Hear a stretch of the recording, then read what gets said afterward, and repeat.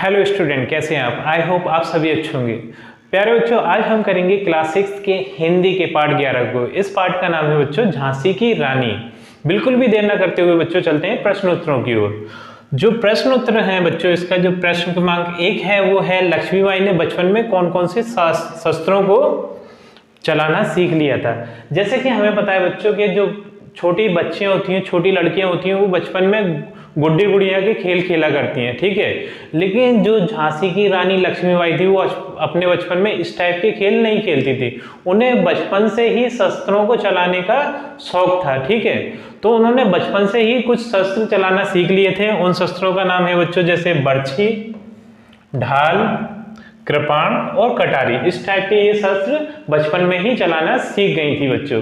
तो इस प्रश्न का उत्तर आप इस तरीके से लिख सकते हैं, लक्ष्मीबाई ने अपने बचपन में ही बर्छी, ढाल, कृपाण और कटारी चलाना सीख लिया था। इस तरीके से आप इस प्रश्न का उत्तर लिख सकते हैं बच्चों। अब चलते हैं अगले प्रश्न की ओर।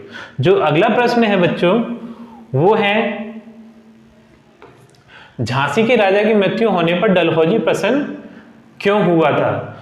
तो जिस टाइम पे बच्चों झांसी की राजा की मृत्यु हुई थी तो उनकी कोई भी संतान नहीं थी।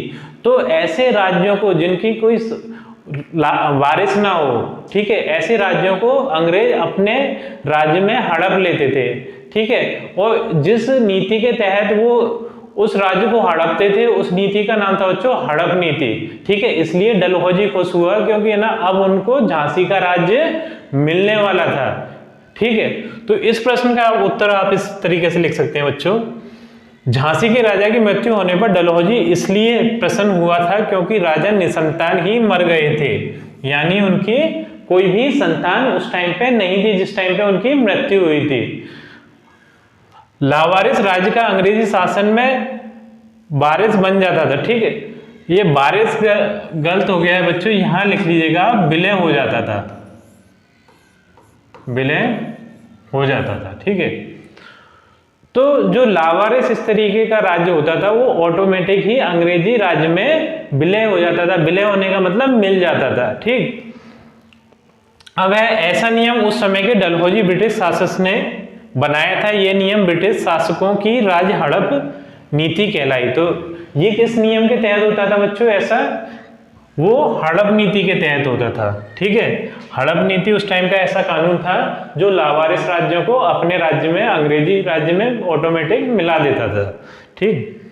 डलहौजी इस कारण प्रसन्न हुआ कि अब झांसी का राज्य भी ब्रिटिश शासन में शामिल हो जाएगा। तो वो तो प्रसन्न होना ही था कि अब जो झांसी का कोई भी उस टाइम पे वारिस था नहीं, तो वो सोच रहा था, डलहौजी सोच रहा था कि अब ये झांसी का राज्य भी अंग्रेजी राज्य में शामिल हो जाएगा, इसलिए डलहौजी प्रसन्न हुआ था। अब चलते हैं अगले प्रश्न की ओर बच्चों।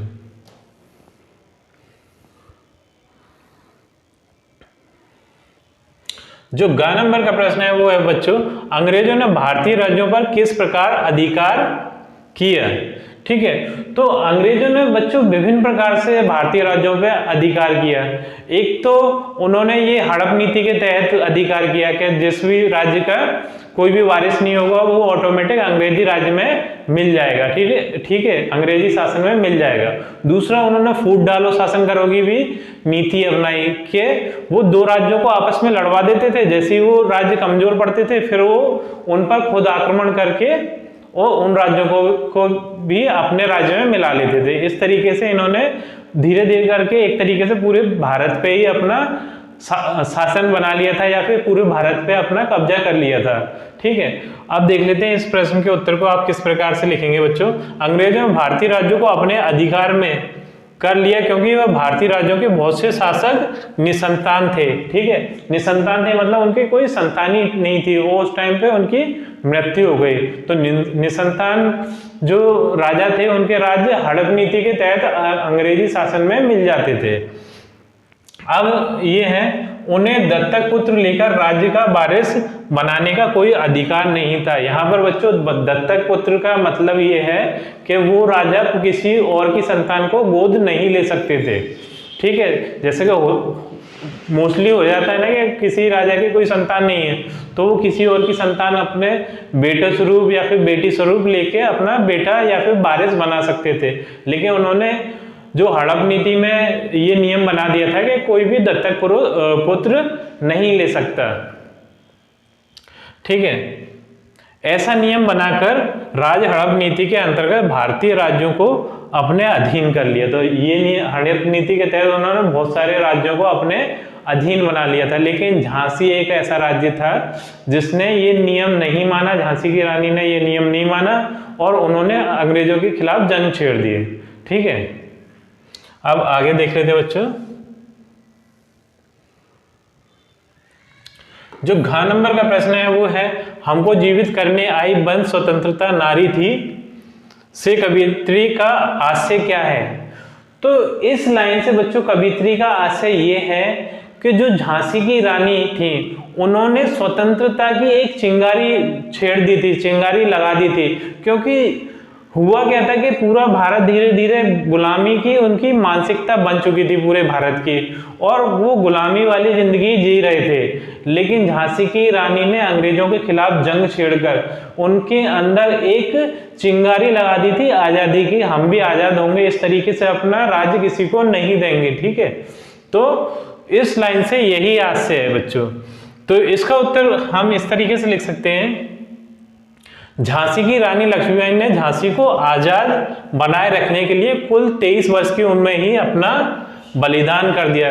मतलब एक छोटी सी उम्र में 23 वर्ष कोई ज्यादा बड़ी उम्र नहीं होती बच्चों, आजकल पढ़ते पढ़ते इससे ज्यादा उम्र हो जाती है बच्चों की, लेकिन है ना 23 साल की उम्र में ही उन्होंने अपने देश के लिए बलिदान दिया था। ठीक है, तो 23 साल की उम्र में ही उन्होंने बलिदान दे दिया। इसके बाद क्या हुआ,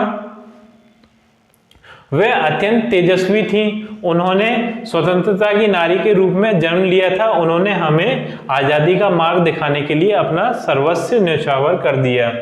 बहुत ज्यादा तेजस्वी थी। ठीक है, इतनी छोटी सी उम्र में उनका बहुत ज्यादा तेज था बच्चों। ठीक है, और उन्होंने हमें क्या करा कि आजादी का मार्ग दिखाया कि किस तरीके से हमें आजादी मिल सकती है। ठीक है, इसलिए वो क्या है बच्चों, हमारी मार्गदर्शक भी हैं, और उन्होंने इस देश के लिए सब कुछ न्यौछावर कर दिया, यहाँ तक कि अपने प्राणों तक को भी इस देश के लिए न्यौछावर कर दिया बच्चों। अब बच्चों ड़ा नंबर का प्रश्न करेंगे हम। इसमें बोला गया है कि झांसी की रानी कविता से हमें क्या प्रेरणा मिलती है।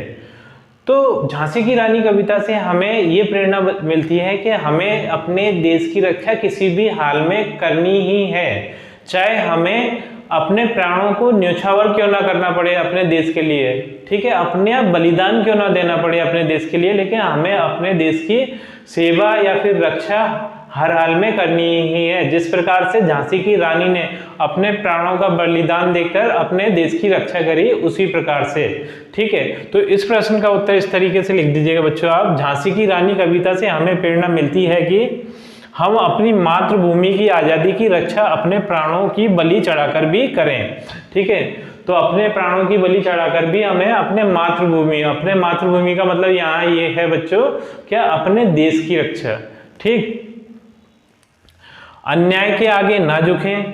ठीक है, हमें अन्याय के आगे नहीं झुकना चाहिए। जैसे कि जो अंग्रेज थे वो ये अन्याय कर रहे थे कि वो हड़प नीति के तहत दूसरे राज्यों को हड़प रहे थे, दूसरे राज्यों पर कब्जा कर रहे थे, जो कि एक अन्याय था। किसी भी राजा का राज्य इस तरीके से कोई भी नहीं छीन सकता था, लेकिन वो ये अन्याय कर रहे थे। और झांसी की रानी ने हमें ये उदाहरण दिया कि हमें अन्याय के सामने नहीं झुकना चाहिए, हमें उसके विरुद्ध खड़े होना चाहिए और उसका विरोध करना चाहिए। ठीक है, जो अन्याय कर रहा है उसका विरोध करना चाहिए।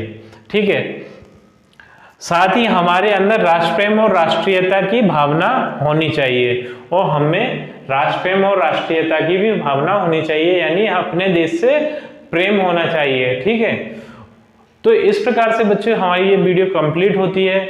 अगर हमारी वीडियो आपको पसंद आई है बच्चों, तो वीडियो को लाइक कर दीजिए, चैनल को सब्सक्राइब कर दीजिए। आपसे मिलते हैं अपनी अगली वीडियो में।